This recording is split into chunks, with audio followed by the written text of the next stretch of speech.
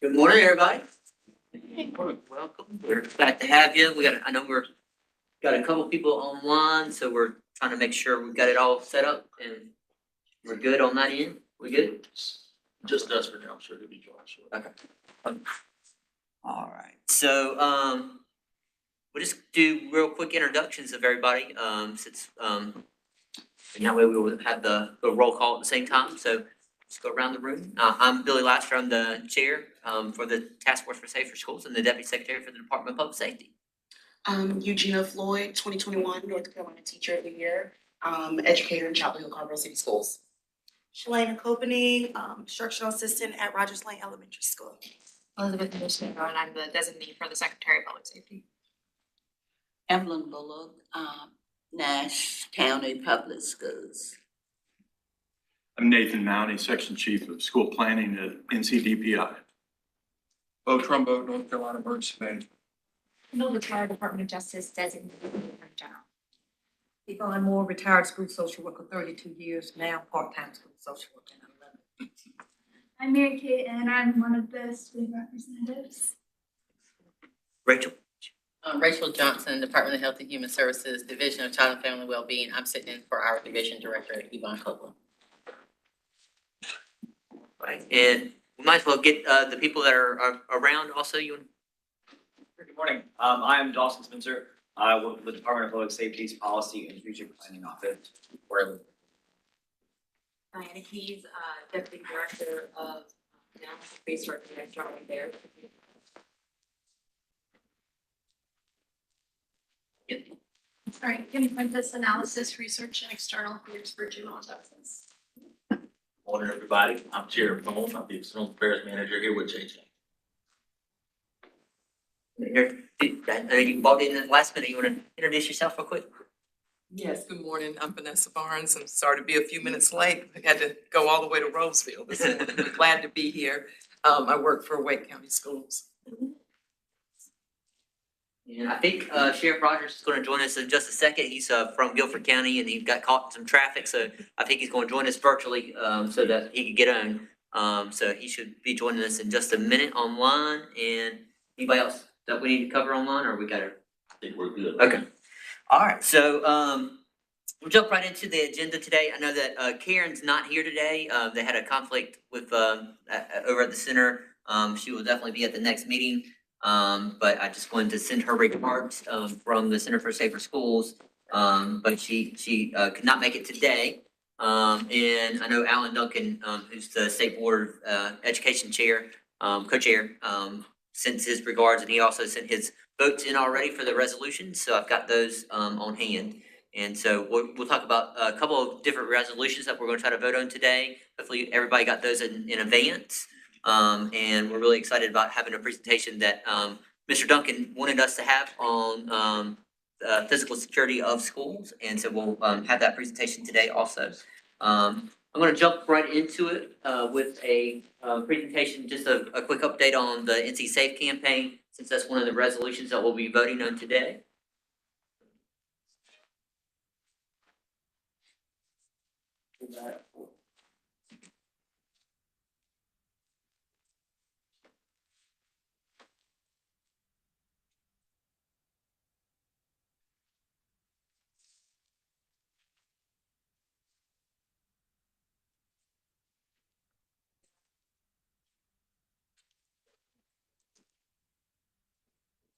Yes, no. 5 seconds less. Okay. Oh, Sheriff made it. Ian, thanks. Sheriff Roger, you want to introduce yourself real quick? Good morning, everyone. I apologize for running a little bit behind, but I'm Sheriff Rogers of Guilford County, North Carolina, Greensboro, High Point area. Thanks for being here, Sheriff. Appreciate it. All right, so I just want to give you a quick update on the Safe Storage campaign. And I don't know if you probably have seen in the news recently that the president and the U.S. Secretary of Department of Education was tasking schools with having the conversation about safe storage. And so North Carolina is trying to take take up the mantle on that. We already have a safe storage campaign that we had started last year in the state of North Carolina. But we're really going to try to influence it by working with school districts across the state to work on safe storage. They had Wake County last month put out a press release on this and have included it in their student handbook to send home to parents. And I know that they've done a lot of work on it already, and we're going to kind of use that as a model for other school districts and try to do that in the next school year. So I'll talk a little bit more about that as we go through the presentation. But just as a quick reminder of while we're talking about this topic, firearm deaths have become the #1 killer of young people in the state of North Carolina. For kids under the age of 18, injury-related deaths due to firearms is the #1 killer. It overtook car vehicle wrecks in the last 2 years as the #1 killer of young people in our state due to injury death. And so it is definitely one of the things that we want to focus on. In the last 6 years, you're talking about over 680 kids have been killed due to firearm deaths in the state of North Carolina. And so I always tell people if 680 people died at one time, we as a society would not take that. We would say what in the world is wrong. But because it is kind of over a time period and those stories, we've kind of gotten numb to the idea that people have died to these types of deaths across our state. And so want to make sure that we understand that is the reason why we're having this conversation. But what does this got to do with school safety? Is that we know that when a firearm comes onto a school campus, it changes the whole dynamic for the rest of the day, for the rest of the week, not for just the kids, but also for the staff and the parents that are associated with that school. And so trying to think through how do we eliminate those guns from coming onto school campuses. And the biggest area that we know that is a problem with that is access. There's more access to firearms than there ever has been in our society, especially over the last couple of years. During the pandemic, we saw a 250% increase in firearm purchases by people in that first month. I'm sure Sheriff could tell you that the permits at his office, people were trying to purchase those permits at a record number and really overwhelming sheriff's offices across the state. And with the number of new people that were going out and purchasing firearms for the first time. It's estimated across the country, it was over 10 million new firearms for people that had never owned firearms before bought a gun in that first couple of months of the pandemic. And so that's really why we feel like there's this increased access to firearms, is that there are a lot of new people that bought firearms for the first time that were not owners in the past. And what we're asking those people is to be responsible owners. If you're going to own a firearm, to be a responsible owner of that firearm and make sure it does not get into the wrong hands, either of a kid or someone that is a criminal that has a past felony record. Making sure that you do your due diligence to make sure that that firearm is secure. What we know in the state of North Carolina is 42% of all households have firearms. And of those 42% of households, 50% of them admitted on a survey, I don't store my firearm safely. I leave it loaded and unsecure in my house. And so what we're trying to do is reach that 50% of those. Many of them have children in their household that are leaving those firearms unsecured. What we know also is that most of the mass violence incidents that occurred in schools, school shootings that have occurred over the last 4 years, we know that 70% of those firearms came from the home. It came from their either the parents' firearm that the kid picked up or was a firearm that was in the home. And so that's why we're really focused on this issue. What we saw in the Youth Risk Behavior Survey that was done was that over 30% of teenagers in high school said that they could get access to a loaded firearm within 1 hour without the permission of their parents. And so that's 30% of our high school population said that they could get access to a firearm within that short amount of time period. And obviously something that we really want to focus on.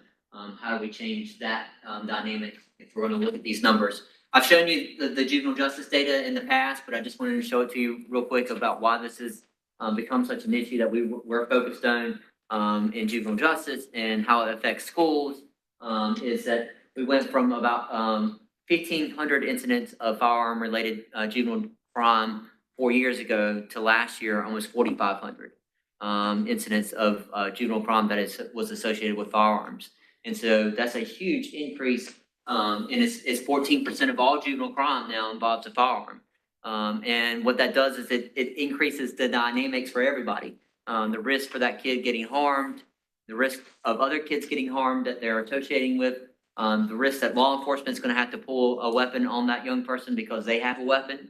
And so it just changes the dynamics completely of a situation. What used to be a schoolyard fight has become now a lethal incident that occurs on a school campus. And so really trying to figure out how we change those dynamics moving forward. And I think one of the big misnomers is that this is just an urban problem. So I did want to show you this heat map that kind of shows you where we're seeing incidents of gun violence or gun-related juvenile crime that is occurring across the state. And so green means that you're less on the side, white means that you're kind of in the neutral, the normal state rate that we're seeing for juvenile crime related to firearms. Red means that you're higher than the state average as far as the rate. And you can see the far western part of the state, the far northeastern part of the state have really high numbers. And, not to say that the urban areas don't have a problem, but I think one of the things that we commonly hear is that this is just a city problem. That only kids in the city are kids that are taking guns to school or are having gun-related incidents that are occurring. And the reality is that we're seeing it across the state and in rural areas too. So we really want to make sure that we're not leaving those communities out as we're having this discussion. So funding so far that we've gotten for the NC Safe campaign, you can see that we started out with just some JJ funding to start this campaign. And then we got funding from the federal government. There was a gun bill that was passed in Congress 2 years ago. It was the first gun regulation act that was passed in over 20 years. And this bill really focused on making sure that states would try to pursue what's called a red flag law. A red flag law is that if an individual in a home is identified with being at risk of harming people in that home or in their community, that you could go to the court and ask for those guns to be removed from the home.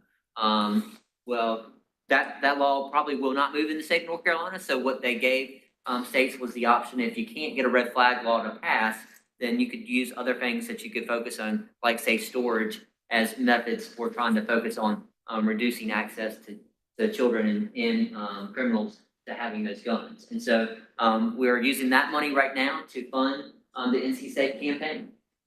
And so that right now is funding commercials, PSAs, public service announcements that we're doing. It's funding the little gas station ads that you get when you're pumping your gas. It's funding locks. We've sent out 50,000 locks already across the state of North Carolina to people that are interested in having those locks to help lock up their guns. And so we're purchasing more of those. We've had huge demand for those. We've sent them to health departments, we've sent them to sheriff's departments, we've sent them to police departments to distribute those gun locks. At each of those events, we're seeing a lot of demand from the public that are interested in having those, which shows us that the messaging is working, that people are interested in actually locking up their guns. They just need the tools to do it with. And so we are providing those for people. So in some upcoming events that are happening, we've got the Week of Action that's coming up, June 2nd through the 8th. And so this is the second annual Week of Action that we're doing. Last year, we kicked off this whole campaign with a Week of Action. And started at the governor's mansion with the governor doing a big announcement on safe storage. Did several events across the state. We went to Asheville, we went to Greenville, we went to Greensboro with the sheriff. We went to Cabarrus. I know Kendall was at that event. And so had a lot of great attendance at those events, got a lot of great news coverage off of those. So this year we're going to do the same thing and try to go to different communities across the state and send out this message. I know that we're going to go to Fayetteville. We're working with the Live Like Genesis project. You may have heard Genesis was a young girl that was killed by a firearm by another young kid. That program is the father of that child has started this great nonprofit that's really working on this issue. So I know that's one of the areas that we're going to be hitting on this year. And we're developing where the other sites will be across the state now. But we would love for you to help participate in this and help us get the message out to the public about safe storage during the week of action. So that's June 2nd through 8th. The National Day of Safe Storage, which is proclaimed each year, is on the 2nd, and that's why we choose this week to really focus on making sure that we get this messaging out. So we're using evidence-based practices to really try to drive the messaging for safe storage. And so we're doing it based off of past evaluations. We know that by public health campaigns that you can change behavior, but the message has to be consistent and it has to be done over time. That's why we're still doing Click It or Ticket 20 years later, is because if you don't keep the message in front of people, people forget about the messaging. And so we want to make sure that the messaging is consistent and people continue to hear it over time. We're really working with the firearm industry, meaning gun ranges, with gun shops to get this messaging out also. A lot of gun shops are actually putting up our posters in their stores. So we're really excited about that. And we're also working with a lot of the local gun ranges across the state to put it up in their gun ranges and had really good participation.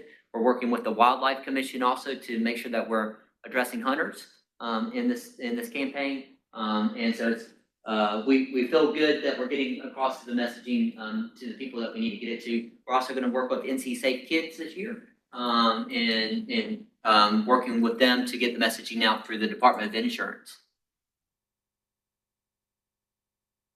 So as far as what we're looking at in the second year, we're looking at one, suicide prevention as being one of the big messages that we're going to have with the NC Safe campaign. I know that we've done several presentations where we've had parents tell us that because they had their firearm safely stored, that they saved the life of their own kid. And so we're trying to get that messaging out that a lot of times what we know is that if it takes about less than 5 minutes to get that gun out of safe storage, that in that time period, a person often changes their mind about whether they want to seek out suicide or not. And we're really trying to target also veteran communities on this because that's where we're seeing a lot of that happen. But about half of all the homicides that we see across the state or gun deaths that we see across the state are due to suicides by young people. And so making sure that those guns are locked up for that purpose. Theft from vehicles, we know that's a growing trend that we've seen across the state. And so in just a couple of studies that we looked at across the state, in Durham, for example, 60% of all the guns that were stolen last year were stolen from vehicles that were not locked. So not only was the gun not locked up, but the vehicle wasn't locked up. And so if we can target that, that was 386 guns last year that were illegally taken and that are on the street now. And so just think about how we could limit that by having messaging about vehicle theft. And so we're going to focus on parking garages and those types of places to have the messaging put up so that people know that it's important that they lock up that firearm while they're out of their vehicles. And then we're also going to focus on more locks and more safes that we can give out across the state because we know that that's been extremely popular. And then we are also looking at targeting going into schools and having the messaging through PTAs and through, yes. I didn't want to interrupt you. I just had a question. You said 386 guns were taken from the unlocked vehicles. Was that Durham specifically or across the? That was just in Durham. That was just in Durham. Yeah. So the idea is that we're going to try to put this in student handbooks and make sure at the beginning of the school year that we message to parents about the idea that they need to make sure their guns are safely stored so that those guns don't make it on the school campuses. And so we've applied for money through the Governor's Crime Commission that's bringing down that federal money that I was talking about earlier to do that messaging with in the beginning of the year. We're partnering with RTI, who's applying for a federal grant to evaluate those efforts and see how we can do those efforts even better. And so we're excited about that. And so we think this is really an important phase of this second phase of the campaign to make sure that we really reach out to schools in the next year. And I know at the last meeting, some of you recommended that we reach out to the community liaisons at the school districts. And so that's going to be part of our approach. we're also going through the SHACs, which are the school health advisory committees that are in each of the counties to really target them as a place to use nurses and school psychologists and social workers to get this message across to parents.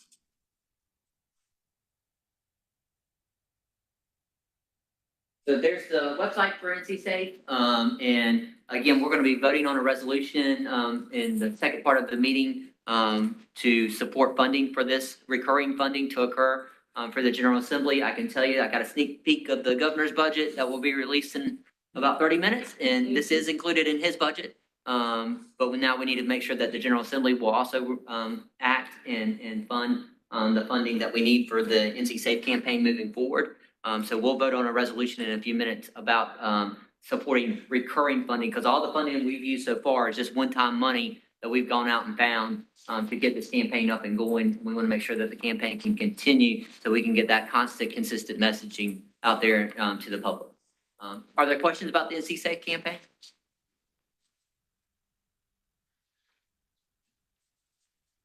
Okay. Do it. Oh, yeah. We also have a t-shirt for each of y'all you can get on your way out. We got all different sizes back there. That's one of the NC Safe campaign t-shirts that you can take back with you. And we've got more if you got some a group at your school that's maybe interested in promoting it. I know a lot of the SAVE clubs are helping us do that, and the SAD clubs at schools to start having that messaging. So we will be glad to get more of those to you if that's something that you're interested in. And we can provide locks to the individual schools that may be trying to distribute them at those PTA meetings. We're ordering more of those. We've got a few still in stock right now, but if there's some that you would like to take with you today, let us know and we'll be glad to get you some of those too. I do have one question. Yes. Is it possible for the Safe Storage campaign to have other people added to that committee or whatever that's working on that? Like, at Child and Family Wellbeing, I supervise a group of school nurse consultants. And so there might be somebody on that team that might be interested in, supporting in terms of the messaging and how they would reach parents through school nurses. Just as an example. I know that we went to the school nurses conference this year and talked to a lot of folks there, a lot of the school nurses at that conference. But as part of the second part of the campaign, we hope to do some focus groups, especially with school employees, to really think about how do we do the messaging that we want to do in the second year.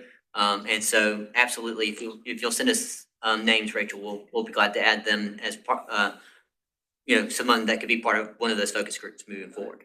Send it just to you then? Yeah, that'd be fine. Yes. I wanted to ask as well, and working with school counselors, are you the contact if we need to get additional t-shirts for schools that counselors that may want to do a campaign in their school? Yeah, you can send me an email on that. Me or Jared.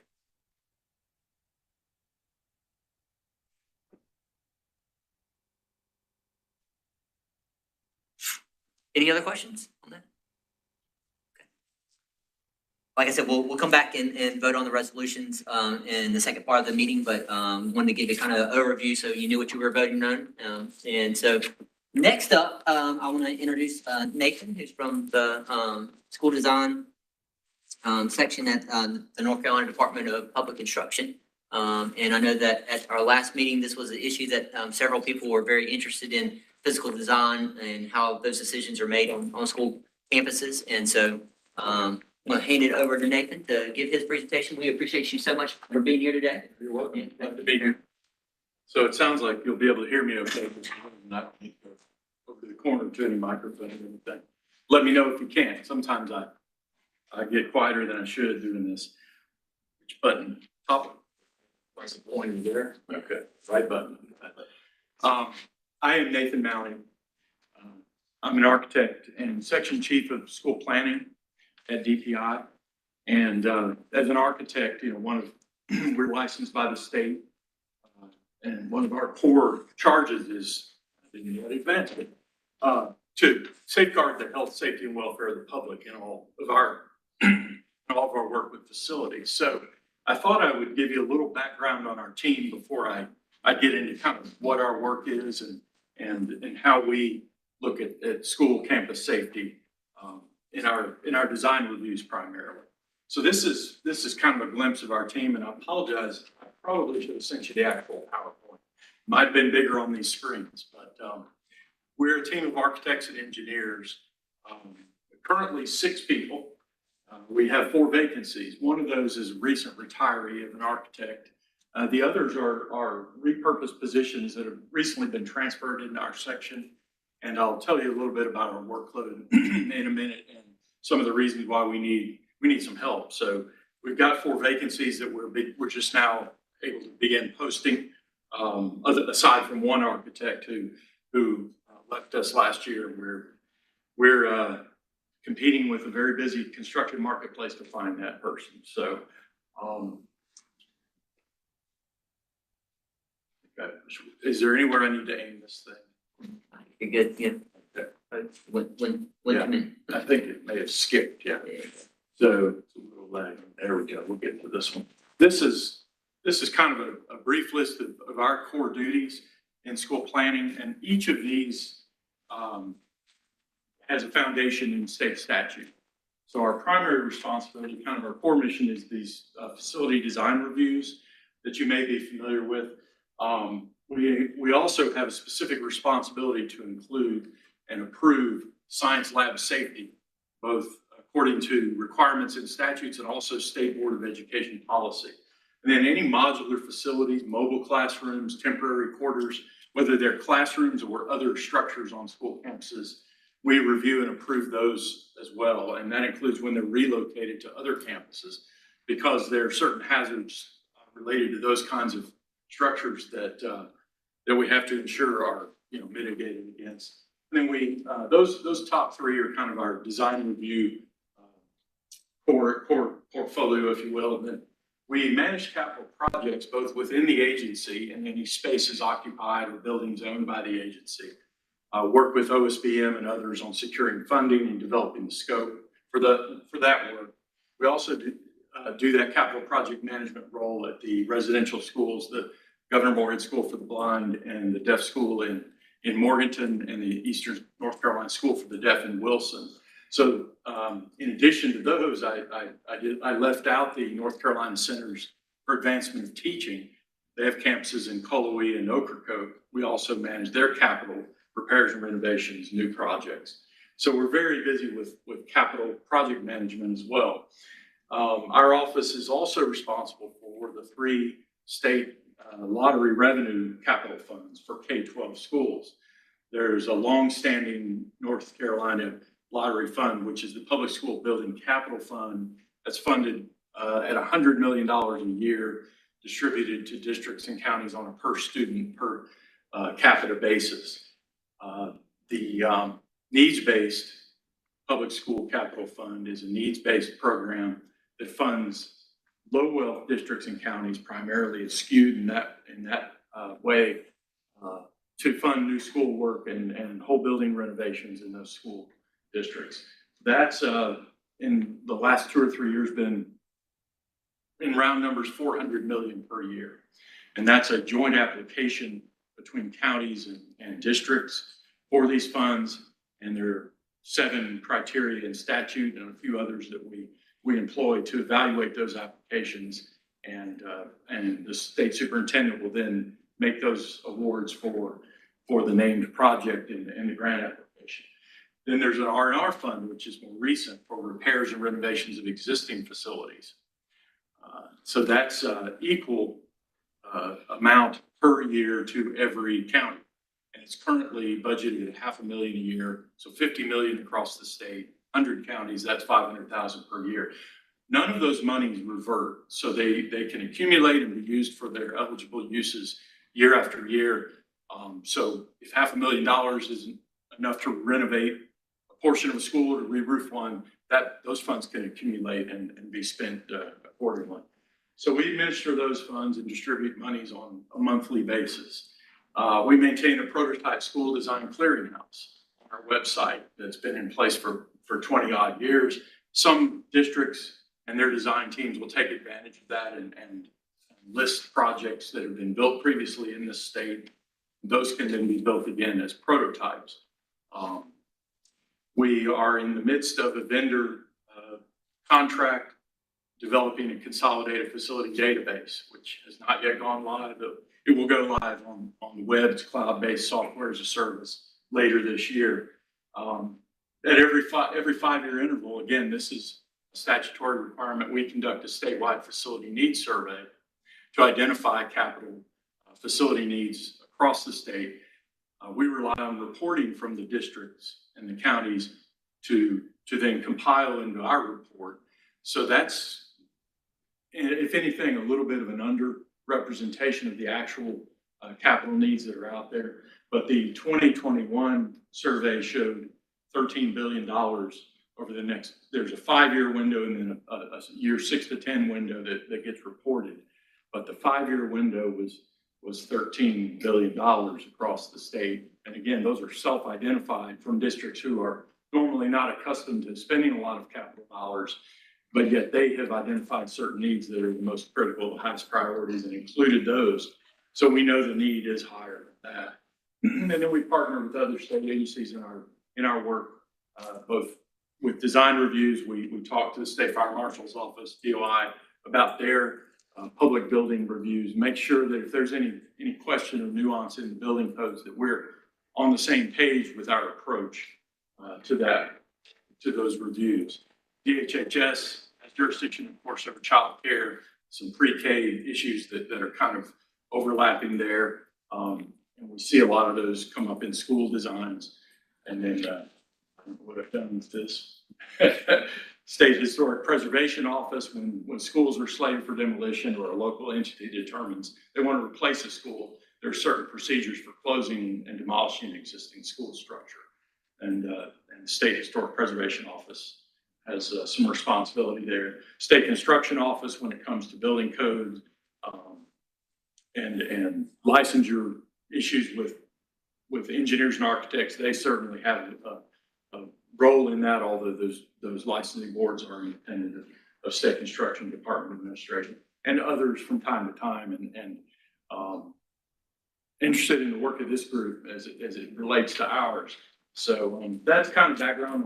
We do a lot, and the core mission, of course, is design reviews, working with districts and counties and their design teams. But all of this work kind of informs that. So that's a little background on what we do. And then just in terms of design reviews, we're historically busier than we've ever been.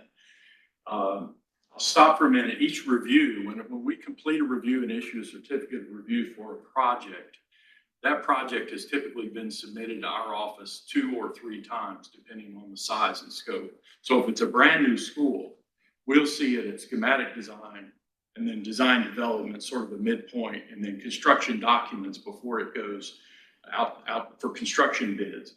So in many cases, a single review or a single project will be reviewed by 4 different disciplines, if you will, engineers and architects, and possibly 3 times. So there are essentially 12 reviews that happen over the course of perhaps a year during the course of designing a large project. Smaller work is less than that, of course. There might only be 1 or 2 disciplines involved, say on a re-roofing project where the new roof is brought to current code and there's an assembly involved there, both from fire rating standpoint as well as structural loading, thermal performance. There are lots of technical aspects we review for, even on something as simple as a re-roof project.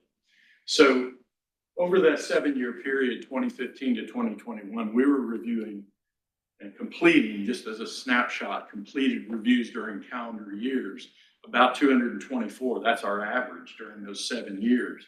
But in the last 2 years, that has more than doubled due to, COVID pandemic funding that was provided for, remediation of a lot of issues in buildings. Also, these state lottery funds that I mentioned earlier have driven new construction in the K-12 space, as well as local bond referenda that have passed, and just a variety of reasons why construction has increased so much. So our office is really strained in this regard. And when I say completed reviews, I mean that review's done, the certificate is issued from our office, and it's in the file now. They can proceed to construction. So we've completed 125 year to date. And as of last week, we had 326 on the books to be reviewed at various stages. Some had just been received, some were nearing completion. So we're running about 2 months on our turnaround time at each interval whenever someone submits. It gets logged into our system, and they may not hear from all 4 disciplines for 8, 9 weeks in some cases. Just depends on, how extensive that project is and what stage the review stands in. There's a link on a couple of these slides that go to specific areas on our website, but I didn't put the main website link on here, but we're in the DPI web structure, of course.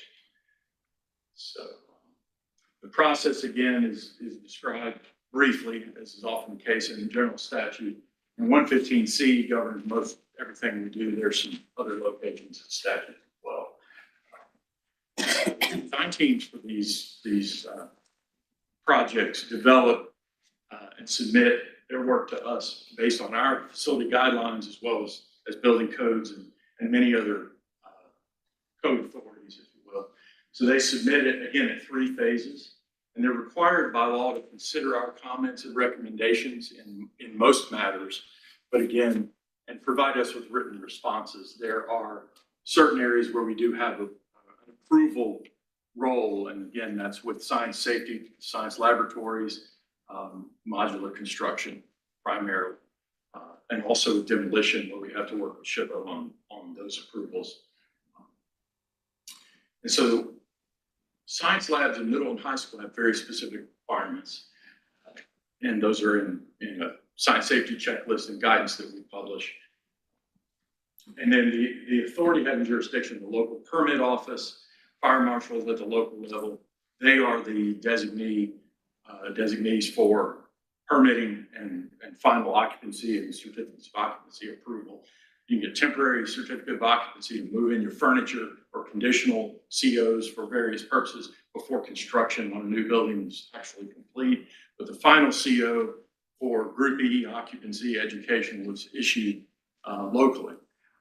And I mentioned earlier, Department of Insurance State Fire Marshal Office, they also reviewed new school projects above 20,000 square feet. So even if it's a standalone building, gymnasium or a classroom wing at an existing school, they will do a limited code review when it's a larger project over 20,000 square feet. But they don't see anything outside of that kind of new construction above that threshold.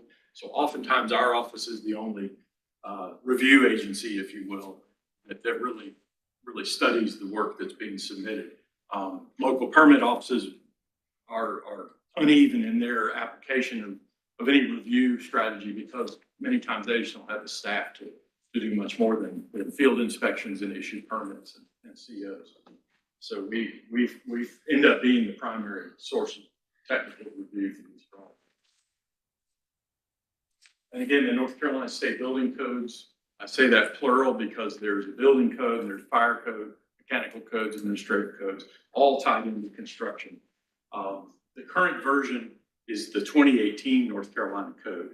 There's now a 2024 code that will become fully effective in January of 2025. So we're on a 6-year code intervals, if you will. And that's based on and edited from and built upon the International Code Council, International Building Code, IBC. And so the current IBC that our 2024 code is built upon is the 2021 International Building Code. So they are updated in 3-year cycles. North Carolina law requires code revision every 6 years. New code be published. There are amendments and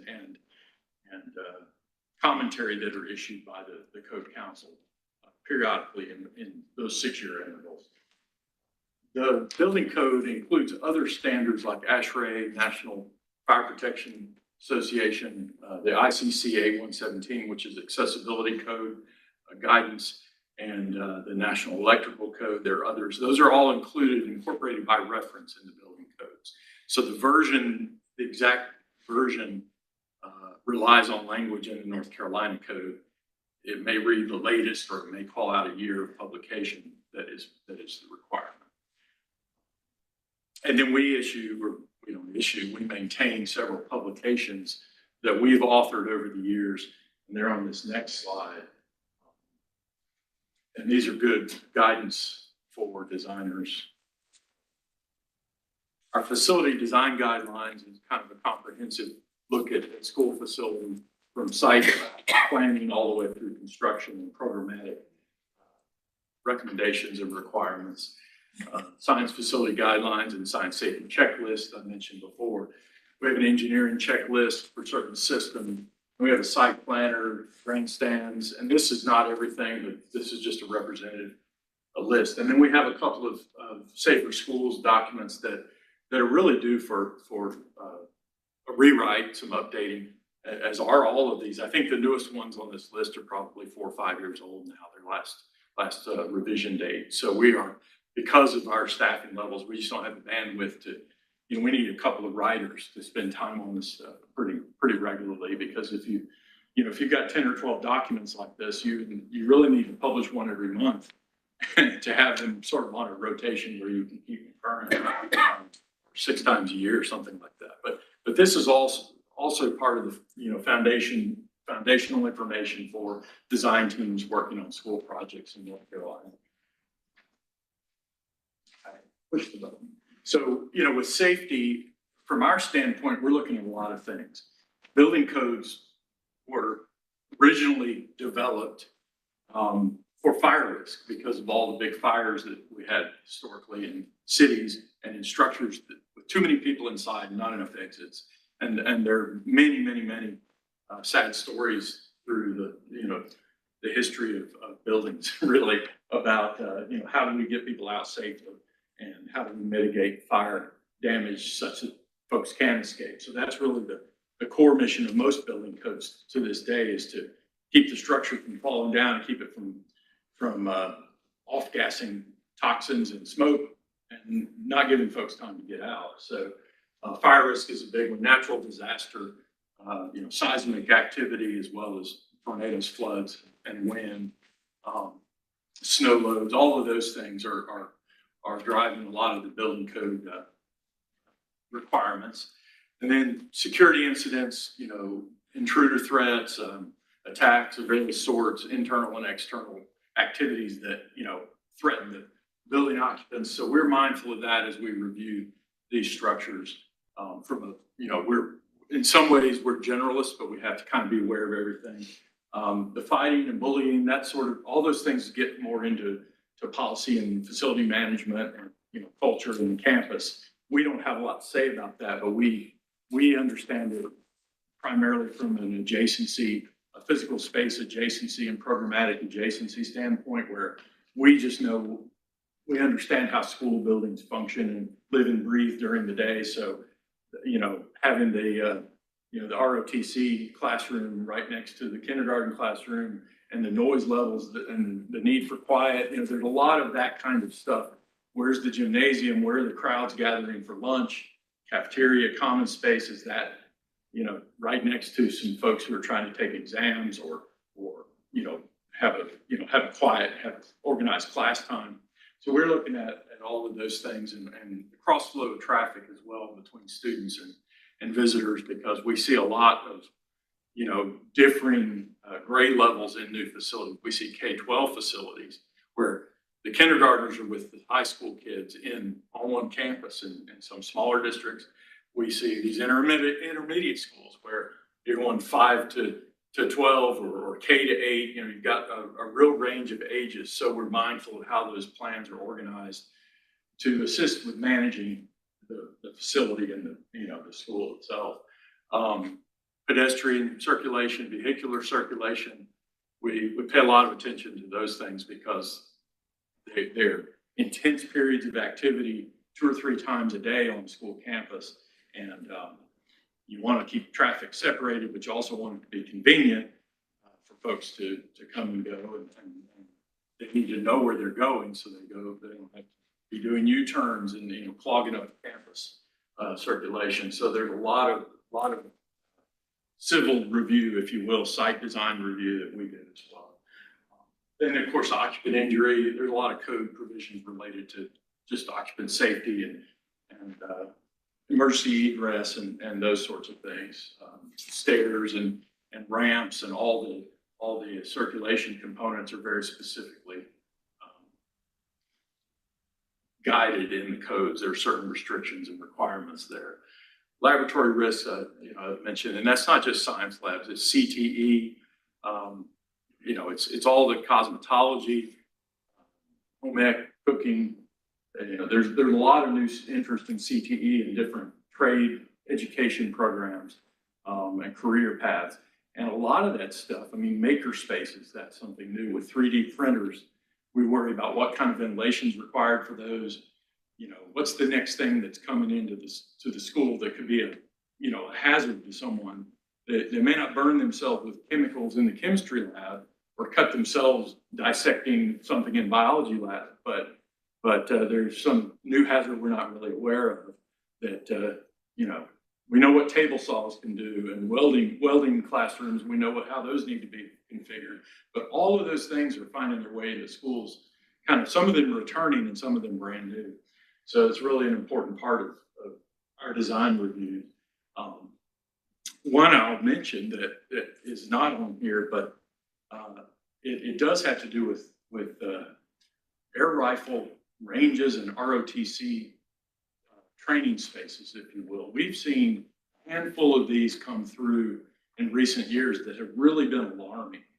Not well planned and not really purpose built, but we've seen a classroom like this with a divider curtain where the intent was that at least the early in design was to, stand at one end and shoot air rifles, pellet guns to the other end. Well, that was just nothing but a wall like this. There's no bullet trap, there's no anything. And, that stuff should be, if it's on a school campus, it needs to be purpose built and designed, not in the main building. And then we worry about the storage of those. Are these marching band rifles, or are they pellet guns like, we may have shot BB guns, or are they high powered, airsoft guns even, or any of this stuff that we know, the air rifle is a whole different thing now than it was perhaps when the state statutes were written to permit that. And we found that there's not a lot of guidance out there, even from junior ROTC programs. We've drafted a document that talks about it from a facility design standpoint, but I'm concerned that, there's stuff that we may not even be aware of that is in place out there. So don't have that listed here, but it's one that's on our radar as a concern. We've seen several in the last 4 or 5 years.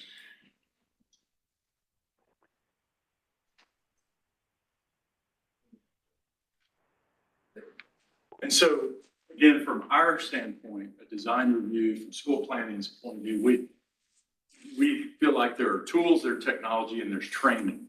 You kind of need all three. I hate the analogy of a three-legged stool, but it really is. These are the minimum components to have a balance of keeping a facility secure, safe, usable, and the training gets into the routine and the management of a place. But tools are all the physical assets of the buildings and all the required components in those buildings, systems, alarm systems, so forth.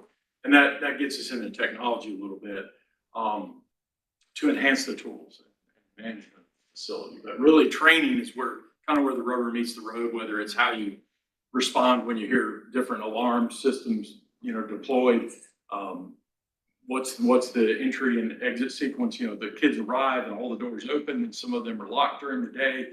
All of that facility management stuff we can't really influence, other than at the early stage when we say, why not have a security vestibule here, or consider, designing this exit differently so that there's no concealed space there, or it's observable from the main corridor, whatever that may be. We make those kinds of programmatic and design decisions early on and try to steer folks in a direction where they have an inherently safer facility by the way it's laid out and can be monitored and managed. So many of you may be familiar with the crime prevention through environmental design principles, and I'm not an expert, I'm not certified in this, but we're very mindful of how that, how these things influence a campus and its both actual and perceived safety. Access control is kind of number one, and that starts with campus entry, and approach. If you're in a vehicle, school bus, maintenance truck, parent dropping off for carpool, you need to understand where your path of travel is, and those that are monitoring and assisting at the start and end of the school day need to know who should be where and who shouldn't be where, and kind of understand and recognize when somebody's kind of out of bounds. So that has to do with campus as well as the building entry itself. So there may be multiple primary entrances, if you will, to a school. Carpool entry, visitor and staff, and then the school buses may drop at a different side entrance or a secondary entrance for the school bus riders to arrive at school. And then how are those doors managed during the day? That's a big one. So access control, and then natural observation. If you're an administrator in a school facility, can you see and monitor different parts of the building from a kind of central point near the hub of activity, or where you can easily communicate with others? All of those things it's kind of there's no one size fits all, but it's always important. And then, of course, cameras and technology can assist with that, but that requires monitoring, and it's really not as good as a human presence for engaging with someone who's visiting campus or seeing what's going on, if there's tension between students, that sort of thing. You all know all this better than I do, but we're just mindful of how these schools are laid out, what the proportions of spaces are, exposure to the exterior, and adjacencies to other neighboring functions, those sorts of things. And then, of course, I mentioned the boundaries and kind of knowing who belongs where. For lack of a better term, kind of hardening the target, if you will, just making it difficult to gain access. Don't prop doors open. Have signal back to central office that, hey, this door's standing open. Let's go see what's going on there.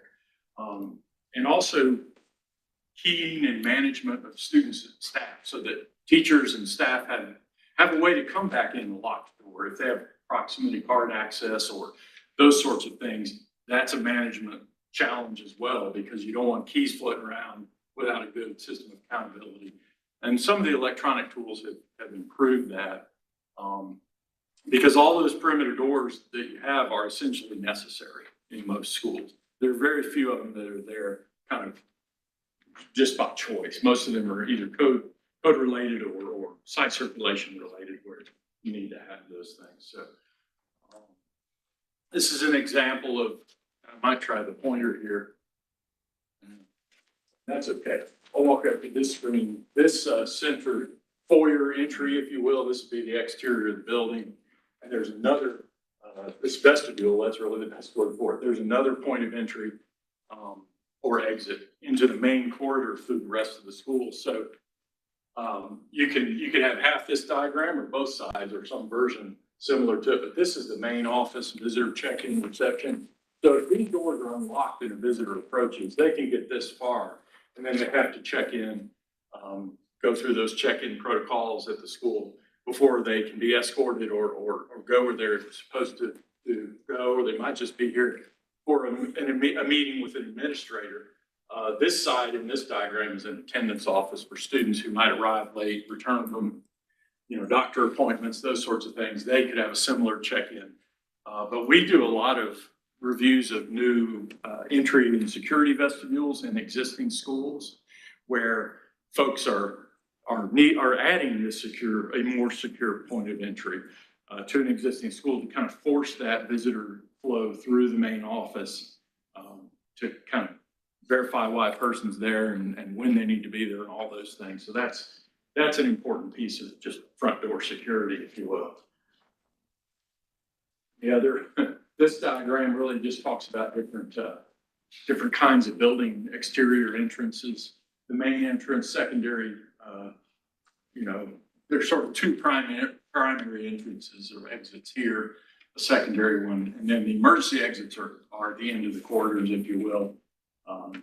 perhaps cross corridors where the travel distance that's required or described in the building code based on Group E, the occupancy of the building. This is a Group B occupancy business, so the requirements, code requirements in different kinds of occupancies are different. But they all, corridors and circulation and exit pathways have a dead end limitation. So you can't create a dead end hallway with no way out at the end that's longer than some number of feet. I think it's 75 feet in educational sprinklered buildings. Whether or not you have a sprinkler system drives a lot of these criteria. So the code is you have to take it all into account to find a design solution. And then you'll see the kindergarten classroom with doors directly to the outside. That's a requirement for egress, emergency egress, and also adjacent, their play space needs to be adjacent to their classroom space. So that creates some special design concerns there. And so this is just a diagram of the school plan, if you will, and every school is different, of course. So we do still see some with multiple buildings on a single campus, but primarily the effort now is to have a physical connection, essentially one building. From a code and fire standpoint, it's multiple structures. One can burn and collapse while the others remain standing and protected. That's the concept, but that's beyond, that gets into the code and design of the facility more than just the function of the facility and the way it works during the school day. So there's a requirement that no child, well, all children grade 2 and younger are required to spend their day, their classroom time, their school day on a level of exit discharge. And so that means the cafeteria and other functions that they will access during that school day cannot be up 2 flights of stairs. And they cannot be required to be led as a class downstairs to get safely out of the building in an emergency. They have to have at least one exit. I think it's two options to the exterior grade level, just on ground level, the outside exterior of the building. That's simply due to their age and mobility challenges that little bitty kids have, and teachers and those that they're entrusted with their care, being able to get them safely, to a point of safety in an emergency. So a lot of that stuff is specific to K-12 building types that does not apply to other kinds of facilities. So again, the technology systems, we're all familiar with most of these systems, and they're only as good as kind of the users and the administrators in the facility and the system itself if it's designed comprehensively so that the mass notification or the voice evacuation system works in conjunction with fire alarm or other warning systems so that you don't get a tornado warning that cancels out, that doesn't allow verbal communication. Or if there's a need for a silent alarm or some special code for an intruder or something like that, that there's a way that all of that can work somewhat seamlessly. Because a system that doesn't work well, it won't get used when it's most needed. And that's been, from our understanding, that's the biggest concern, is that we've got systems in conflict where, if the lights go out and the emergency lighting comes on, do all the other systems still, the communication systems still work in a case like that? So where the panic alarms that are originally started out as one per school, a hardwired panic alarm direct to first responders. And I think that's still the case, but there are also digital and wireless devices in use now. We probably honestly have some catching up to do in school planning with some of these things, just because we're challenged like everyone to stay current with what the best practices are. And then training is kind of a campus culture thing. Is how does the building work? Do you understand how it works? Do you understand when something's not functioning, what kind of signal it's giving you, and how to address that? But also all the administrative emergency procedures, those are, all of this stuff are kind of the soft skills in making the facility safe.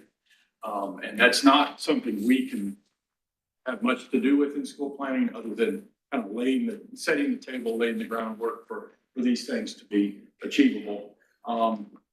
Again, parking control, if you've got any temporary gates or bollards that separate vehicular traffic, those things need to be, used as intended. Because there are often fire lanes that surround these buildings, and if folks are, well, the very bottom one, the convenience privileges, is kind of a pet peeve of mine when you see a couple of vehicles backed in next to the back door, because that's closest to my classroom or the gym or wherever I spend my day, teaching kids, or if I'm the coach or a kitchen staff person, anybody like that, kind of is allowed special privilege to park on the grass or the back door or near the field house or whatever it may be. That's a concern of mine, because you get accustomed to seeing, there's a white pickup truck over there. There's something going, that person always parks there. And then you might ignore it one day when it's a different vehicle or there's an extra vehicle, or, someone's parked there who shouldn't be.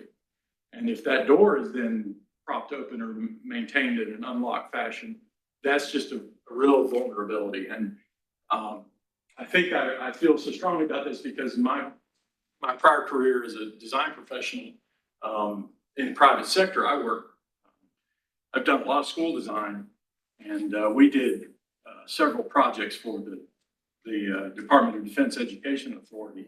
And after the 9/11 attacks, they developed an entire force protection initiative for all facilities. But when it came to schools, we had things like standoff distances. Vehicles had to be 85 meters away, and a lot of very restrictive requirements. But one of those was, keep the entire perimeter observable. And it's just kind of common sense when you're concerned about outside threats. But it really applies to any facility. I mean, I walk through downtown when I leave the office at lunch, and I'll pass by other state-owned buildings where there are cars normally parked up on the curb and sidewalk in downtown Raleigh, right by kind of a side exit or entrance, just for convenience.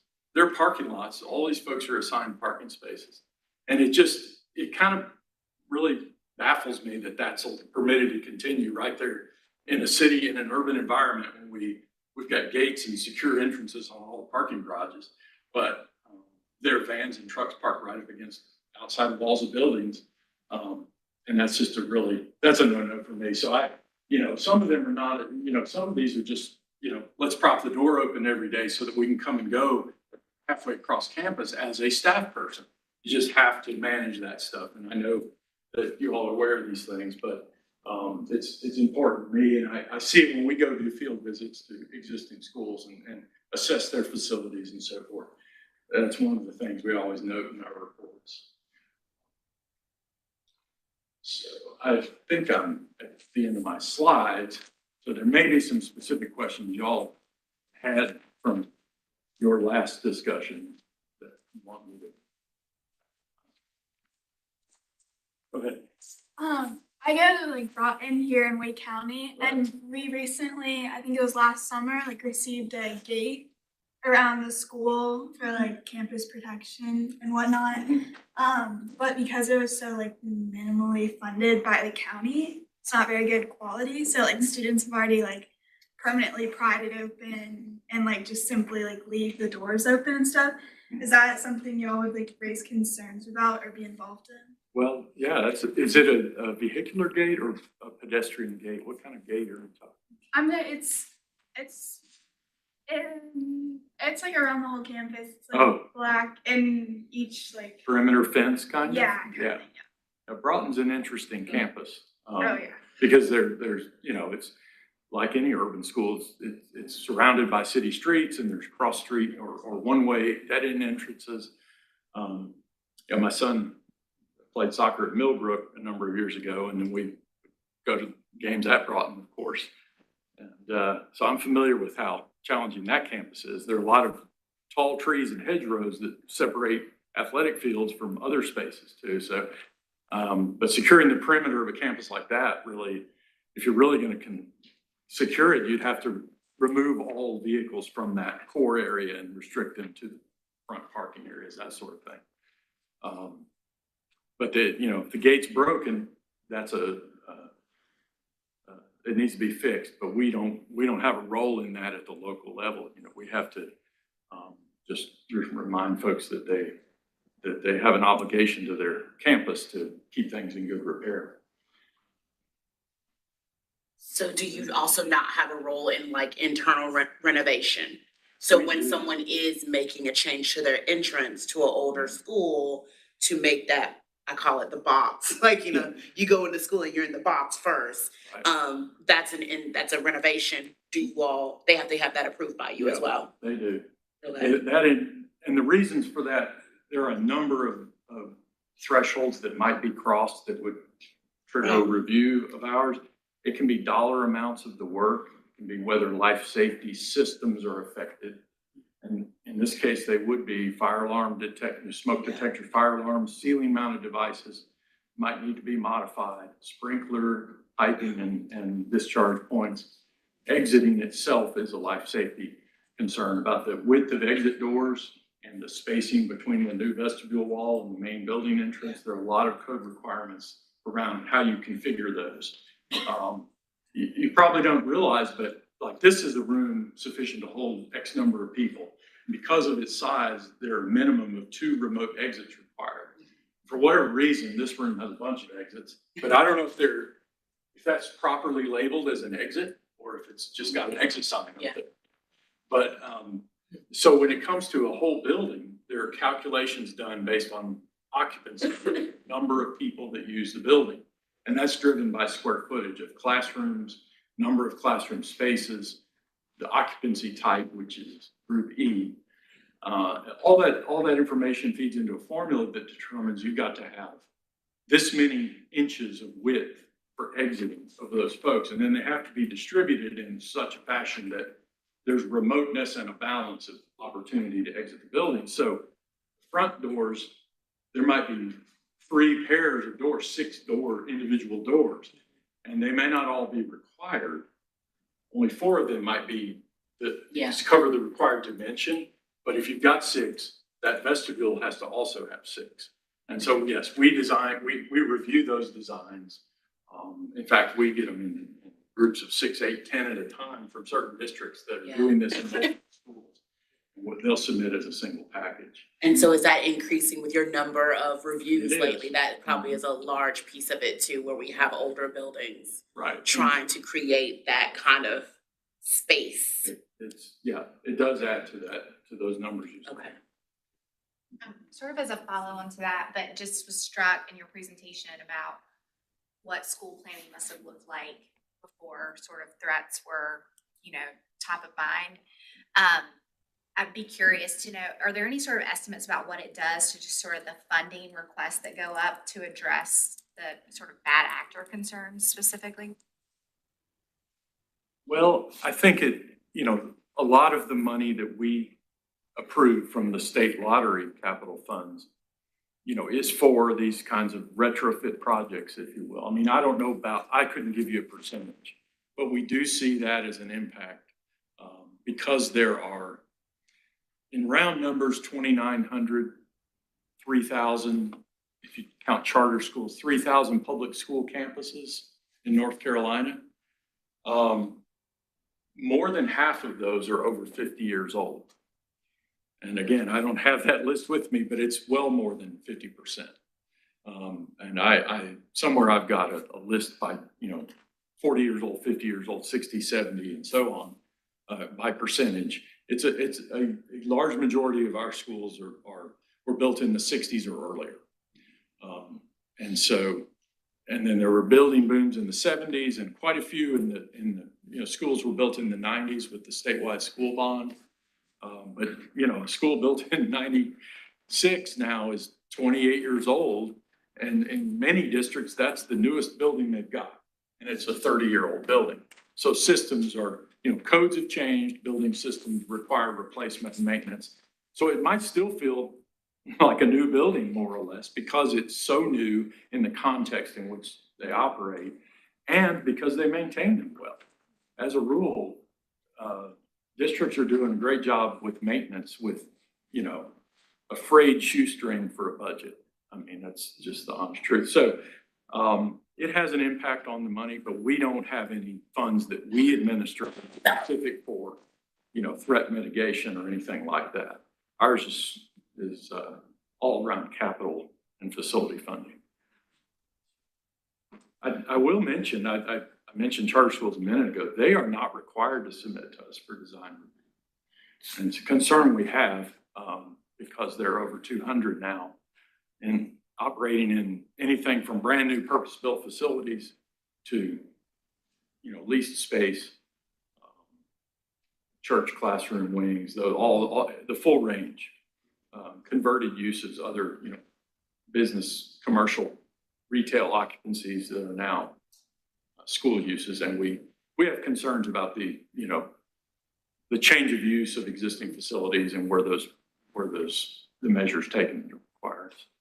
I guess. Are there plans to, I guess, ask legislators to make laws that will require charter schools to follow the same rules that public schools have to follow? We don't, our department is not made any requests. I mean, we voiced our concerns internally, but, I know that's not the only rule. I know there are other rules regarding. right. Oh yeah, there's a lot of requirements and most of what we've seen lately is, you know, more around management and policy than safety. I mean, with, you know, curriculum requirements and limitations, all of those sorts of things have been more actively debated in the legislature.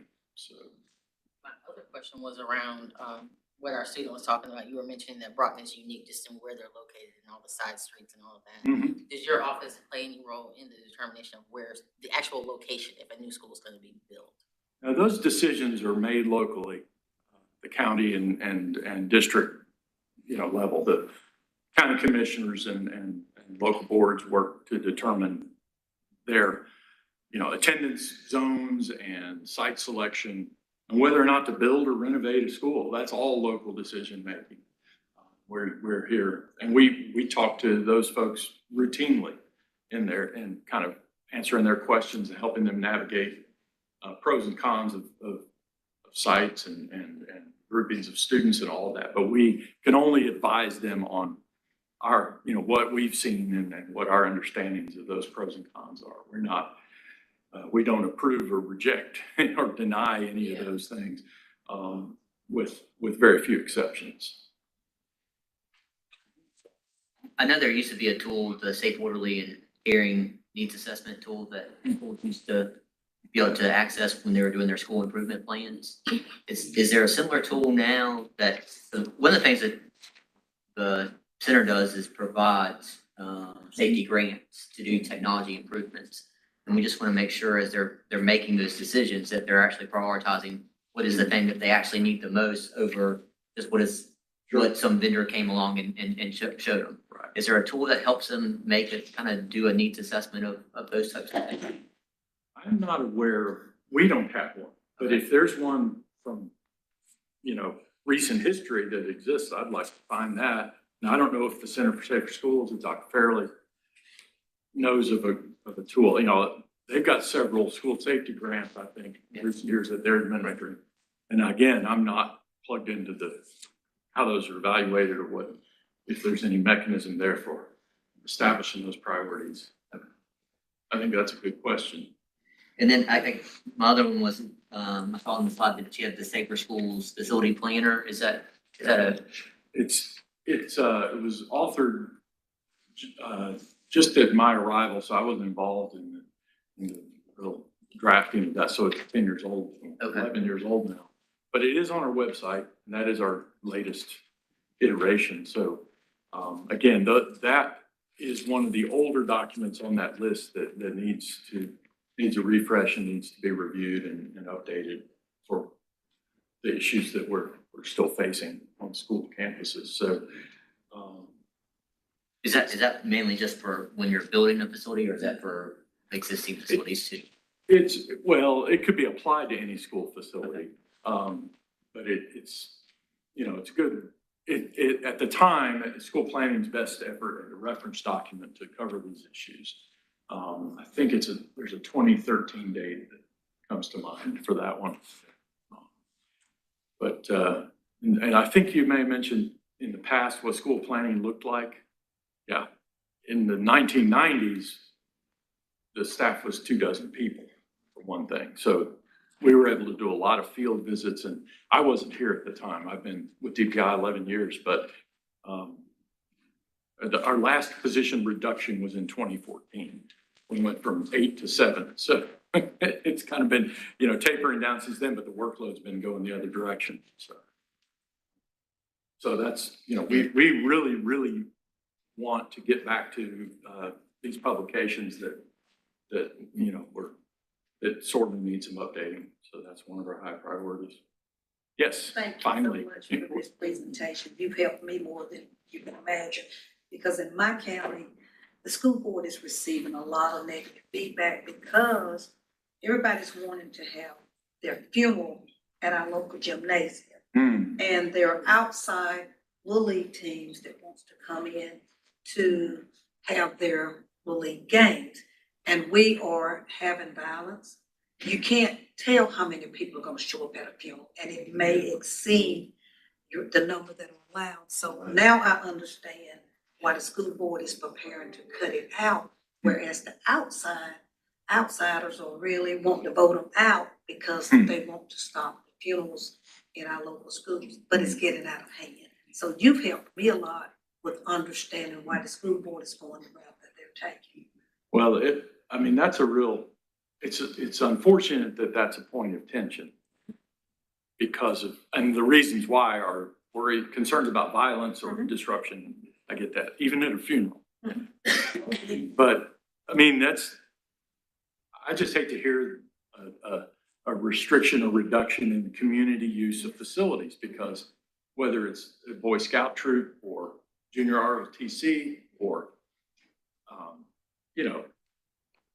well, let me just back up a step. Some schools in North Carolina have community health clinics present on site or local public library branches, and so those are great to have. And sometimes, a lot of these schools are the hub of those communities where they locate, small towns, rural locations.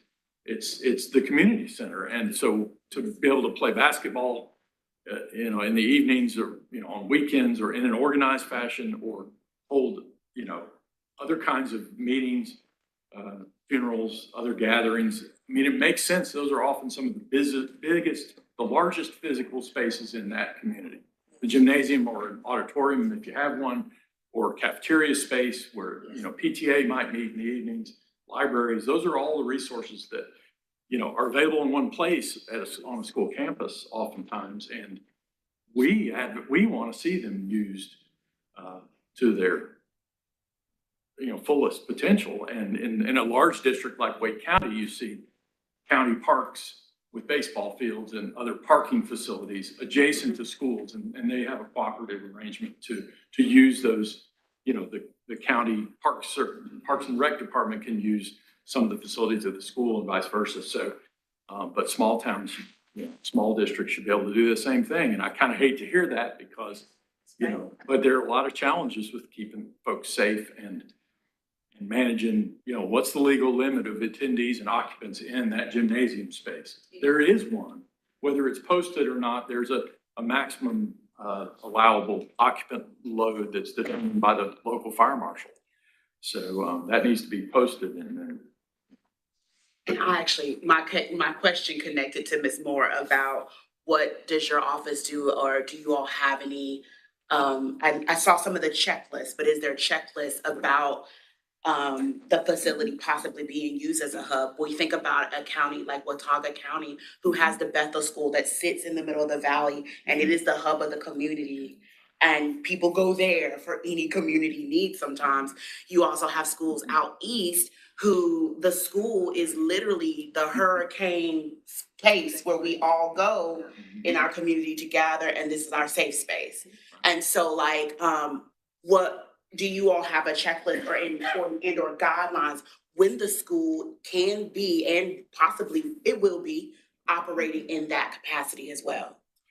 We don't, but I'm sure that emergency management has some guidance on what constitutes an approved emergency shelter, you know, things like backup power or feeding and lodging facilities.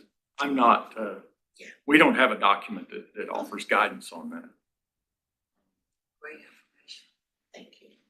Thank you so much. We appreciate you being here Thanks for today. your Thank time. you. Yeah. And the opportunity, and if we need to do this again in some form, you know, be happy to do that. Thank you so much. You're welcome. All right, I'm gonna now turn it over to Jared to go over the 3 resolutions that we want to vote on today.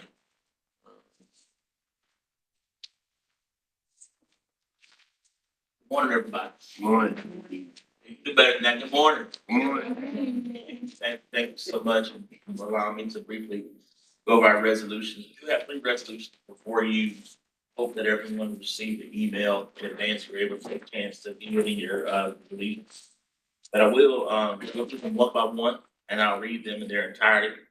Make sure that everyone is aware, and to ensure that there aren't any questions before we vote. Our first resolution is to allow proxy voting for the North Carolina Task Force for Safer Schools. Whereas the NC Task Force for Safer Schools plays a vital role in ensuring the safety and well-being of students in North Carolina schools. Whereas ensuring a quorum for task force meetings is essential for conducting important business and making timely decisions. Whereas some task force members may occasionally be unable to attend meetings due to scheduling conflicts, emergencies, or other unforeseen circumstances.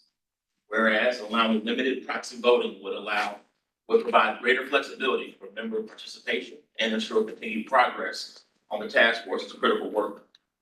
Now therefore be it resolved that the North Carolina Task Force for Safer Schools allows limited proxy voting for duly designated alternates in the following circumstances. When a member is unable to attend a scheduled meeting where a vote is scheduled due to a documented reason such as illness, personal obligations, or personal emergencies. When a member provides written notification to the task force chair in advance of the meeting, designating a proxy.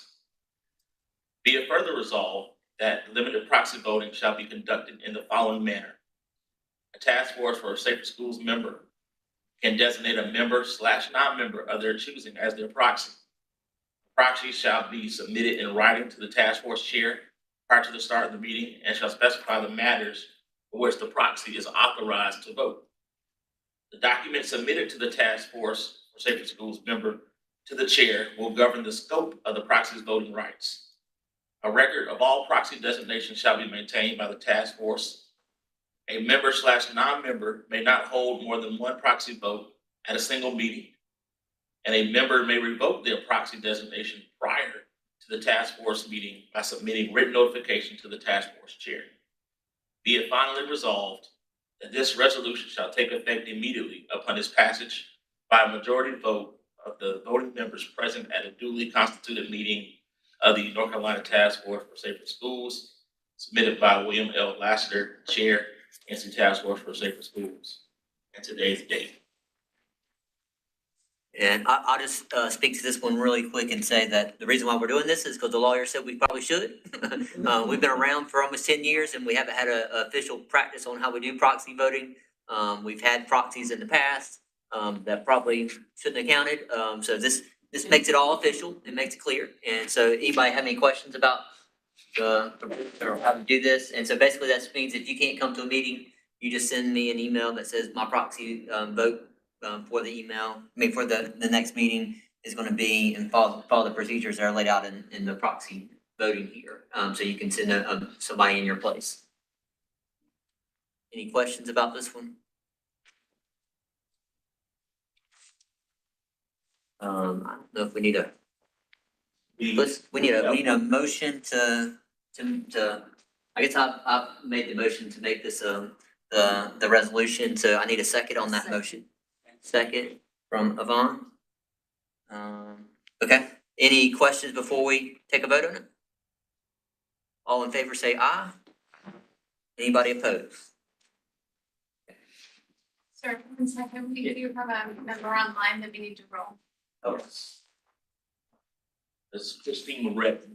We're having minor Wi-Fi connectivity issues at the moment here. Ms. Reck, can you hear us? I can hear you, yes. Do you have a chance to hear the resolution? Yes, I did. How do you vote, ma'am? I vote yes. Thank you. All right, so the resolution passes. We'll move on to the second one. Our second resolution is in support of funding NC Safe, Securing All Firearms Effectively initiative. Whereas the North Carolina Task Force for Safer Schools is committed to creating a safe and secure learning environment for all students and staff in North Carolina. And whereas gun violence continues to be a serious threat in schools across the nation, causing immense harm and disruption. And whereas firearms are now the leading cause of injury-related death for children and youth in North Carolina. And whereas the NC Safe initiative offers a comprehensive approach to promoting safe gun storage practices and reducing the risk of accidental shootings and unauthorized access to firearms. And whereas the NC Safe initiative provides resources and education to schools and communities on proper gun storage techniques, safe gun handling practices, and responsible gun ownership. And whereas an investment of $2.16 million in state recurring funds in the NC Safe initiative would ensure its successful implementation and its ability to reach a significant number of schools and communities throughout North Carolina.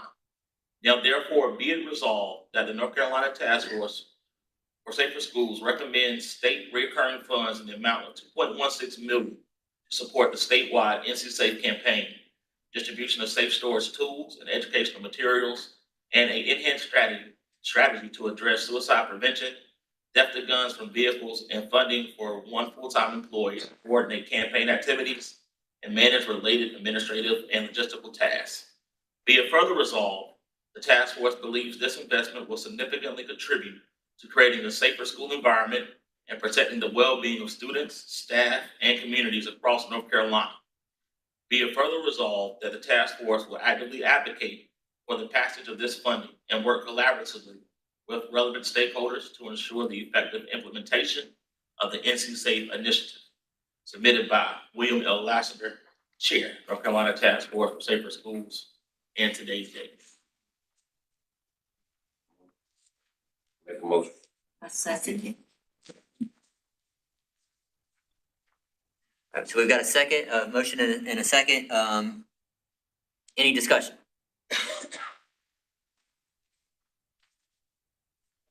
If not hearing any discussion, I will call for a vote. Those in favor, please vote by saying aye. Aye. Anybody opposed? Aye. And it sounds like Christine voted aye also, so we'll document that in the minutes. Thank you. All right, so the motion passes, and we'll move on to the third and final resolution. The third resolution is to allow proxy voting excuse me, I'm so sorry, I read that. Our third resolution is in support of funding for youth and teen mental health first aid training. Whereas the North Carolina Task Force for Safer Schools prioritizes the mental health and well-being of students in North Carolina public schools. And whereas 1 in 5 children experience a mental health condition, often undiagnosed, which can significantly impact their academic success and overall well-being. And whereas early identification and intervention for mental health concerns are crucial in promoting student resilience and creating a positive school climate. And whereas Youth Mental Health First Aid is a nationally recognized program that empowers adults and parents with the skills to recognize signs and symptoms of mental health challenges in youth, offer initial support, and guide them to appropriate resources. And whereas Teen Mental Health First Aid is a nationally recognized peer-to-peer model that equips teens between the ages of 15 and 18 and students in grade levels 10 through 12 to identify and support peers facing mental health challenges, while including a trusted adult and/or youth mental health first aid advocate to assist during mental health challenges. And whereas widespread implementation of both youth mental health first aid and teen mental health first aid trainings for school staff and educators and other stakeholders can create a network of support within schools, fostering a more responsive and caring environment for students. Now, therefore, be it resolved that the North Carolina Task Force for Safer Schools recommends funding to expand youth mental health first aid and teen mental health first aid training programs in North Carolina public schools. Be it further resolved that the North Carolina Task Force supports the North Carolina Department of Public Instruction's development of a sustainable funding plan for youth mental health first aid and teen mental health first aid training initiatives, ensuring its accessibility for educators and school personnel across the state. Submitted by William L. Lasker, Chair of the North Carolina Task Force for Safer Schools, in today's date. Motion and second. Okay. So we got a motion and a second. This was the presentation that we had at the last, task force meeting, you may remember, on youth health, mental health first aid. And so, I had several of you email me and said that you wanted to, work on a resolution to, support that moving forward. And so we put this together for you, and, I'm obviously supportive of it also, but I just want to make sure that everybody knows this also came from several other task force members that we, got your input from. Any questions about this one or feedback before we vote on it? I don't have a question, but just a comment. I know that, Department of Health and Human Services, specifically through Division of Child and Family Wellbeing, also have funding that they're using to support both teen and youth mental health first aid. And so that could be a collaboration between DPI and our division, or, not that, of course, I agree. I'm just saying, I want to make sure that it's clear that there are multiple ways of funding flowing to continue to support both initiatives. Do you want to amend the language at all, or you think it's fine? I think if we want to just say, maybe Department of Public Instruction and Department of Health and Human Services, because we work together on some are funded independently through one department or the other. So just saying that the task force will support funding through either body for the purpose of this work. Okay. I'm fine with accepting that as a friendly amendment to the resolution. Jared, have you note that? Yes, no. Okay, perfect. Unless anybody has an objection to that being accepted as a friendly amendment, we'll just make it a friendly amendment to the resolution, adding, the Department of Health and Human Services to it. I don't think we need to vote on the separate amendment unless, someone has an objection. We'll go back to the full resolution, voting on the full resolution, and take any other questions or comments before we do that. Hearing none, I will take a vote. Those in favor, please vote by signifying aye. Those in, not in favor? Nay? The ayes have it, and so that resolution passes also. Thank y'all very much for helping us with those. We will do, just for your knowledge, we'll do a media advisory, press release, noting that these three, resolutions were voted on by the task force today, and release that to the media so that they know that we're in support of funding for these, two programs. The proxy one, we probably won't put in there, but the other two we will put in a media advisory just to help, gain, knowledge about the fact that the task force has voted for these two today, and also to help push, the advocacy for those two, resolutions as far as getting funding for those two programs. Yes, sir. Is there any way that we can send that to my PIO back at the office? Absolutely. But she can also put it out to Guilford County. We will definitely do that. Yes, sir. And we'll send you all a copy of the media advisory when it goes out today. So you'll have a copy of that, and we'll make sure that your PIO gets this. Thank you. Thank y'all so much. And so the last item that we wanted to get to today was, at the last meeting, several of you came up to me and said you were very interested in being involved in one of the committees. And so we kind of restructured how we're going to do the committees moving forward. We had 5 before, it was too much really to manage, to keep up with. And so we've broken it down into 3 different committees that we're going to set up. And we've got 3 people that have volunteered to be chairs of those. And so I'm going to let Jared kind of lead that conversation real quick too, because I know he's been working hard to kind of organize the committee assignments. And what we want today is in your packet, you'll see a copy of those committee assignments. If there's one that you're particularly interested in, you'll let us know which one it is that you'd like to serve on. We will assign you to those committees along and let you know who the chairs of each of those committees are. But I'll hand it to Jared to have that conversation. Thank you so much, Chair. Once again, good morning, everyone. We're going to briefly go over the 3 subcommittees, and we're going to introduce their chairs. I think everyone should have this sheet in their packets. We'll start with the School Climate and Discipline Subcommittee. School Climate and Discipline Subcommittee champions creating welcoming and supportive schools that meet the diverse needs of all students. They advocate for positive school climates built on respect and achieved through social, emotional learning and strong student-staff relationships. Additionally, they support schools in addressing students' academic, social, emotional, and mental health needs while promoting fair and effective discipline practices that avoid discrimination. By offering resources and guidance, the subcommittee empowers schools to cultivate safe and inclusive learning environments where every student can flourish. This subcommittee will be chaired by Chairwoman Eugenia Floyd. Son. And we will entrust you and your subcommittee to go forth and flourish as you endeavor so to do. All right, our next subcommittee is Mental Health and Substance Use. The Mental Health and Substance Use Subcommittee recognizes the critical role mental health and well-being plays in student success and safety. The subcommittee will enhance a statewide strategy to reduce the prevalence of undetected and unaddressed mental health and substance use problems in youth. Through their work, the subcommittee is dedicated to creating a comprehensive approach that addresses the mental health and substance use needs of students in North Carolina schools. This subcommittee will be chaired by Dr. Stephanie Ellis, who was unable to join us today. She's presenting at a conference in Myrtle Beach, South Carolina, where she sends her love and appreciation to everyone. And we will wish her subcommittee well as they endeavor so to do. The last subcommittee is Physical Security and Emergency Preparedness.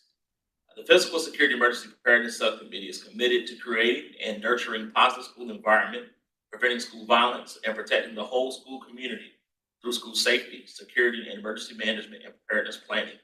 The subcommittee seeks to ensure North Carolina schools are prepared to prevent, respond to, and recover from emergencies. The subcommittee will focus on creating a proactive approach to school safety, minimizing risk, and ensuring a swift, coordinated response to any emergency situation. This subcommittee will be chaired by our own Sheriff Danny Rogers. So, Sheriff, we hope that your committee goes forth and you do everything that you are endeavoring to do. And with that being said, Mr. Chair, I yield to you if there are any questions on subcommittees.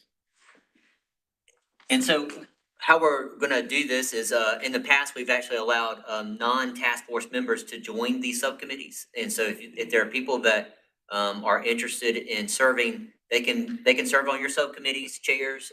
You can have them non-task force members on those committees. They just can't vote on final, resolutions or, ideas that will come to the full task force. What we're asking you all to do is, if there are things that you want us to vote on as a task force moving forward, like the resolutions that we voted on today, that your subcommittees develop those, and work within your subcommittees to come up with those ideas, and bring those back to the full task force, so that we can vote on them as a full task force. And so, task force members, you are allowed to be on whichever committee you're interested in serving on. And so, you can reach out directly to your, chair. You can do that after the meeting today, or you can give them a call or email them and let them know that you're interested in serving with them.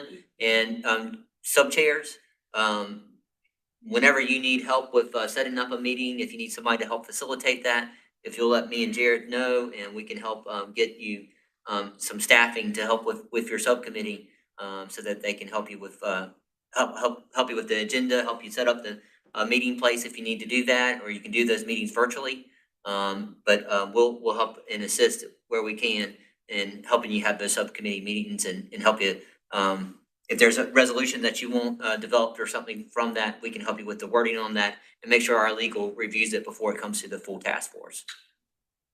So these were the three that had the most participation before.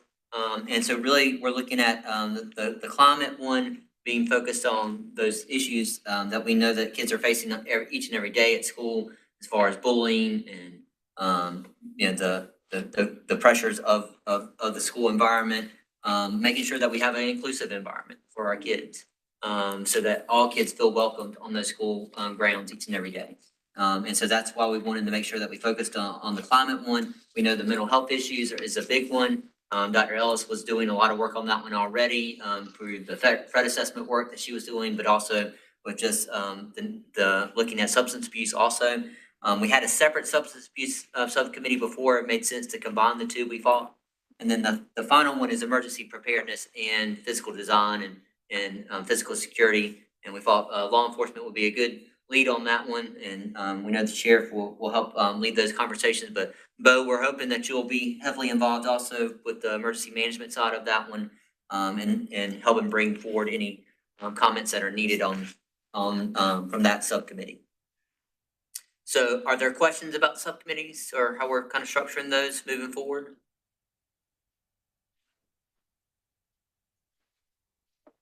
And I want to thank my sub-chairs for being willing to step up in these leadership roles and lead those discussions moving forward. And please let us know how we can support you, so that you can be successful and we can get back, the resolutions. Absolutely. Okay. If there are no other questions about the subcommittees, we'll move on to any new or old business that anybody wants to bring up before the full task force, before we adjourn for today. Any other new business or old business needs to be brought up? I did move the July meeting to August 7th. There were a couple of conflicts that the state board had and Aaron had, and we wanted to make sure everybody could make the next meeting. So August 7th will be that next meeting. I highlighted that at the bottom of your agenda, so that everybody's clear that that's the next date that we moved to. And then the following one is also on there, the October date that you see on the agenda. So please go ahead and mark those on your calendars. And again, if you need a proxy, now we got a proxy, a process for doing that appropriately. So if you need to do that, let us know and we will certainly help you with that process. Anything else before we adjourn? Can I get a motion to adjourn? So adjourned. Thank y'all so much. The tick cards, I'll pick those up at the end. Thank you.